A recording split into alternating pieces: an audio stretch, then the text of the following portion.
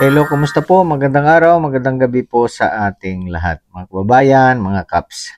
Ang topic natin ngayon ay itong mga tao na nagsasalita ng mga bagay at nagkukwento ng mga katang istorya para ma-demoralize itong nalalapit na rally ng Iglesia ni Cristo ngayong November 16, 17 at 18. So, isa sa mga taong ito mga guys, ito ay nakita ko no at siya ay isang tiwalag sa Iglesia ni Cristo dahil sa paglaban sa pamamahala. Mga kababayan at mga kaps, pagpapauna ko na muna sa inyo na itong ating makikita no, na video niya ay masilang mga salita ang mga sinasabi. What? Na kung hindi ka maalam, ay baka ikaw ay kayo ay kanyang mahikayat no, o mapapaniwala sa mga sinasabi niya sa mga gusto niyang mangyari. So ito, panoorin natin yung maiksing video clips na kinuha ko sa kanya, sa kanyang vlog. Okay, panoorin mo natin, saka natin bigyan ng opinion at reaction. Paintulutan niyo muna na magsalita ako tungkol sa isang bagay na malimbit na naitatanong ng marami sa inyo sa akin. Bagamat nasagot ko na yung mga tumatawag at nagtatanong, natitiyak ko na iyang katanungan nila ay ganun din ang namamalagi sa inyong isipan. Yun ang tungkol sa ano raw ang aking pananaw tungkol sa mga nangyayari ngayon sa Pilipinas at lalo na sa binabalak na rally ng iglesia na kung tawagin ay Rally for Transparency. At kung hindi ako nagkakamali, may karugtong pa yun for peace, for accountability. Oops, stop muna tayo dyan mga guys ha. So ito tanong ko, kilala nyo ba siya? Mga kaps, siya yung masasabi ko na isa sa mga leader ng mga fallen angels. Ibig sabihin, mga tiwalag po, no? Mga kababayan, mga kaps, mga tiwalag po yan sila sa Iglesia ni Cristo na ngayon ay number 1, no? O numero 1 mga taga-usig, taga-tuligsa, no? Taga-panira sa kapatiran ng Iglesia. Mga guys, kung kilala nyo siya, mga kaps, paki-comment lang po dyan sa comment section natin ang pangalan upang makilala din siya, no? At siyempre, para maiwasan ng mga kapatid na maloko o malin lang ng kanilang mga maling mga aral dahil nakasuot po sila ng mga Amerikana na nakaharap sa publiko at bumabanggit din ng mga salitang kapatid. Siyempre, upang makapanghikayat na maniwala no, sa kanilang mga maling pagtuturo, mga maling aral, no? Lilinlangin nila ang mga tunay na mga kapatid sa Iglesia ni Cristo. What? So ito guys, panoorin pa natin itong rugtong ng kanyang video. Nagagalak po ako sapagkat kung totoo ang layunin ng mga nangunguna sa iglesia, nauunawaan na nila ngayon. Tanggap na nila ngayon ang kahalagahan ng tinatawag na transparency and accountability. Na yun naman ang matagal na nating sinasabi sa kanila mula pa ng una. Yun ang sinasabi natin para sa ganun ay mawala yung korupsyon na nangyayari sa bayan ng Panginoong Diyos. Dangan nga lamang at hindi nila pinakinggan yun, tayo ang inaksyon na nila at meron pang marami sa atin na itiniwalag. So ayun mga kaps, mga kababayan, batay sa mga sinabi niya, ay makikita na natiwalag siya dahil sa interest niya, no, sa pananalapi ng iglesia.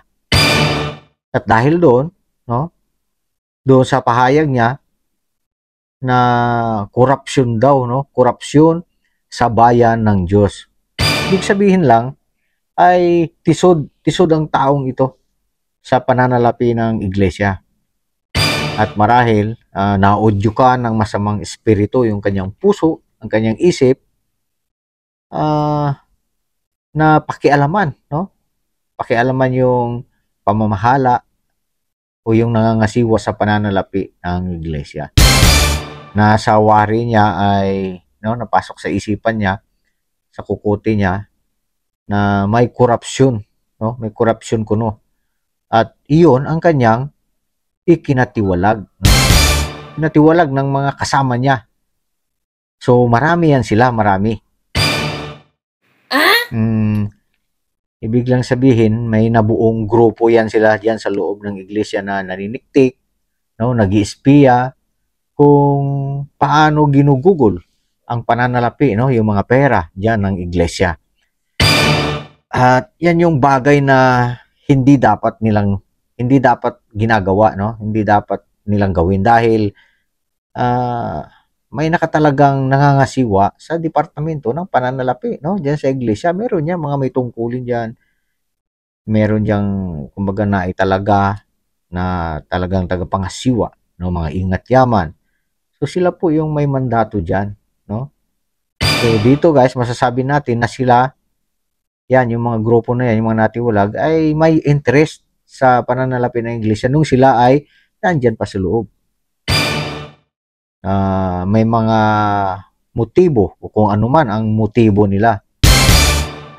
So ito pa guys, tuloy pa natin Yun ngang senador na pilit pang gustong gawin na yung pinaka-guilty, aminado naman yung mga taong yun doon sa kanilang mga ginawa. At kitang-kita naman na talagang kahit wala pang pa siya, kitang-kita ng guilty, gusto pang gawing state witness. Hindi na raw kailangang isoli pa yung mga kinuha sa kaban ng bayan. What? Hindi na raw dapat isoli. Wala naman daw sa batas yun. Pilit ay pinagtatanggol yun. Ilang ulit na pinagtatanggol yun. Sa makatwid, dinisiplina ba ng iglesia? Baka naman dinisiplina. Kaya lang hindi transparent. Baka ngayon, magiging transparent na sila. Baka kamala-mala, mabalitaan na lang natin na itiniwalag na pala yung taong yun. Ano po? What? Kasi yung tinatawag na wag nang isoli, mali yun Labag yun sa nakasulat sa Biblia. Merong tinatawag sa Biblia ang restitution Alam nyo mga kaps, may nakapagsabi sa akin na magaling at matalino ang taong ito. Dahil nung aktibo pa ito, dito sa loob ng iglesia, hindi pa siya tiwalag, ay mataas ang tungkulin o gampanin niya sa loob ng iglesia. Subalit ngayon, makikita ko, masasabi kong parang nilayasan na siya ng bait o nawala na yung galing niya, Nawala na yung galing at talino niya. Ibig sabihin, tinakasan na siya, nilayasan na siya, Bakit ko nasabi yon? Ito, narinig natin sa pahayag niya. Sinabi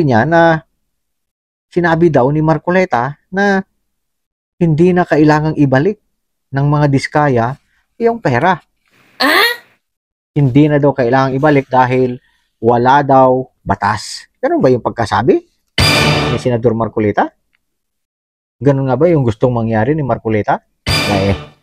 Alam nyo guys, nanunood lang siguro itong si Samson, Pero baka may headphone yung tainga niya ba? What? Tapos, ang pinapakinggan niya doon sa headphone niya, baka X-rated. Ayaw, di ma. Napakalinaw at paulit-ulit ang sinasabi ni Marcoleta na yung restitution after dapat at hindi before. Wala siyang sinasabi na hindi na kailangang isauli ang pera. Wala pong ganun. Hindi niya narinig yun. Alam mo, Isayas, ganyan ang resulta ng mga taong tiwalag. Diablo nang lumulukob sa pagkatao kaya bingi na. Hindi na nakakarinig ng katotohanan. What? Wala na. Inililigaw nyo ang mga taong nakikinig sa inyo. Dinadala nyo sila sa kasinungalingan. Yan, sa mga pananalita nyo, sa pagpapaliwanag ninyo, sinisinsay ninyo yung katotohanan, sinisinsay ninyo, minamali ninyo. Ito pa, tuloy pa tayo. Gusto mo pang matiwalag si Marcoleta? Hindi, wow. Ayaw, di ma. meron ding damdamin ako ng pangamba. Kung bakit ako nangangamba? Sapagkat unang-una, may panganib. Kahit yung iba nagsasabi na yung ganyang kalaking pinaplanong rally ay pasukin ng mga masasamang tao. What? Yung mga tao may mga political ambition, may mga ulterior motive. Yung mga taong nagpaplano to destabilize. Sabi nga, yung pamahalaan, nakahanda silang gumawa ng mga karahasan, sukdulang marami ang mamatay. Meron pang nagbabalita, baka merong magpasabog, kung ano-ano yan. Kasi bagay, bali-balita lang yan. Pero, may posibilidad. Ano po? Yun ang matindi. Ikaw pala, no? Sa iyo pala nanggaling ang balita na may magpapasabog. No? Magpapasabog sa gagawing rally. Kasi alam nyo guys, itong bago lang, no? Kahapon lang, ay nagpahayag si General Browner, no? Ng AFP na may nagsabi daw sa kanya or may info sa kanya na baka may magpasabog o maghagis ng granada dyan sa rally. Nako. Una itong vlog mo bago nagpahayag. Si Browner. Browner ba yan? Brownie? Sino ba yan? Ang Brownie, dog naman yun di ba? Ayaw, di ma. So, bago nagsalita, si General Browner, nauna itong vlog mo. Huli ka ngayon, loko ka ha. So, dapat maitimbre ang mga grupo ninyo dito sa mga security forces ng rally na yan, sa araw na yan. So, di ba mga guys? So, mga mapanganib ang mga taong ito. Kaya, ingat po tayo mga kaps, mga kababayan. No? Bawat isa sa atin ay magmatyag. Dahil baka yung mga katabi natin, mga fallen angels, no? Na nakapaligid sa atin. So, baka masalisihan tayo ng mga anak ng mga diablo na yan. So, ingat po tayong lahat mga guys ha. Okay, yan po muna ang ating vlog. Nobs Vlog tayo. Suportahan po ninyo ang ating channel. Maraming salamat po.